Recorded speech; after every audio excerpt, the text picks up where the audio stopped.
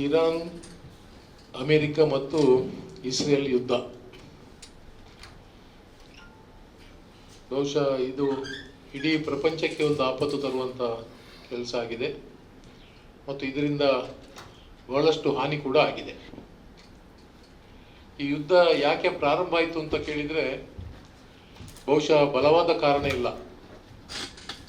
Iran ಮೇಲೆ America ಯಾಕೆ ದಾಳಿ ಮಾಡಿದ್ದಾರೆ ಅನ್ನುವಂಥದ್ದು ಅಸ್ಪಷ್ಟ. ದೊಡ್ಡ ಒಂದು ಕಾರಣ ಅಂತ ಹೇಳಿದರೆ ಅಮೆರಿಕದ ದೊಡ್ಡಣ್ಣನ ಒಂದು ಉದ್ದಟತನ ಅಂತ ಹೇಳ್ಬೋದು. ಎಲ್ಲ ಸಣ್ಣ ಸಣ್ಣ ರಾಷ್ಟ್ರಗಳು ಅಮೆರಿಕದ ಅಡಿಯಲ್ಲಿ ಇರಬೇಕೆಲ್ಲ, ಅವರನ್ನು ಕಬ್ಜಾ ಮಾಡಿಕೊಳ್ಬೇಕು. ಅನಿಲ ಉತ್ಪನ್ನ ಮಾಡುವಂಥ ದೇಶಗಳು ಎಲ್ಲ ತನ್ನ ಹತೋಟಿಯಲ್ಲಿ ಇರಬೇಕು.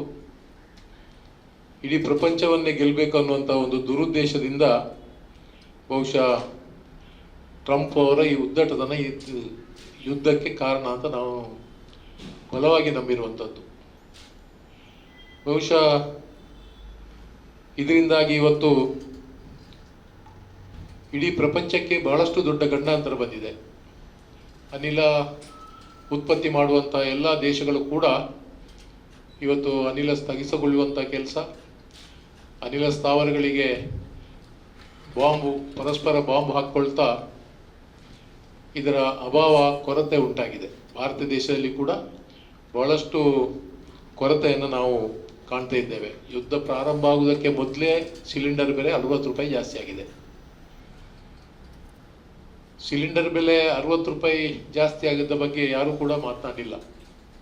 BJP ಸಂಸದರು ಮಾತಾಡಲಿಲ್ಲ. ಶೋಭಕ್ಕ ಮೊದಲೇ ಮಾತಾಡಬೇಕಿತ್ತು. ಯಾಕೆಂತ ಹೇಳಿದರೆ ನಾವು UPA ಸರ್ಕಾರ ಒಂದು 10 ರೂಪಾಯಿ ಜಾಸ್ತಿ ಮಾಡಿದರೆ ಸಾರ್ವಜನಿಕ ಬೀದಿಯಲ್ಲಿ ಬಂದು ಸೌದೆ ಒಲೆ ಹಾಕಿ ಚಾ ಮಾರ್ತಿದ್ದವರು ಶೋಭಕ್ಕ. ಬಹುಶಃ ಈಗ ಇತ್ತೀಚಿನ ದಿನಗಳಲ್ಲಿ ಅವರದ್ದು ಅಡ್ರೆಸ್ಸೇ ಇಲ್ಲ. ಉಡುಪಿ ಸಂಸದರಾಗಿರುವಾಗ ಕೂಡ ಅವರು ಸುದ್ದಿ ಇರಲಿಲ್ಲ. ಇವತ್ತು ಬೆಂಗಳೂರು ಸಂಸದರು, ಕೇಂದ್ರದ ಮಂತ್ರಿಗಳು, ಆದರೂ ಚಕಾರವನ್ನು ಎತ್ತುವುದಿಲ್ಲ ಅವರು. ನಮ್ಮ ಸಂಸದರಿರಲಿ, ಶಾಸಕರಿರಲಿ, ಯಾರು ಕೂಡ ಇದರ ಬಗ್ಗೆ ಮಾತನಾಡುವುದಿಲ್ಲ. ಕರ್ನಾಟಕ ಸರ್ಕಾರ 1 ರೂಪಾಯಿ ಜಾಸ್ತಿ ಮಾಡಿದರೆ ಅಲ್ಲೋಲ ಕಲ್ಲೋಲ ಮಾಡ್ತಾರೆ.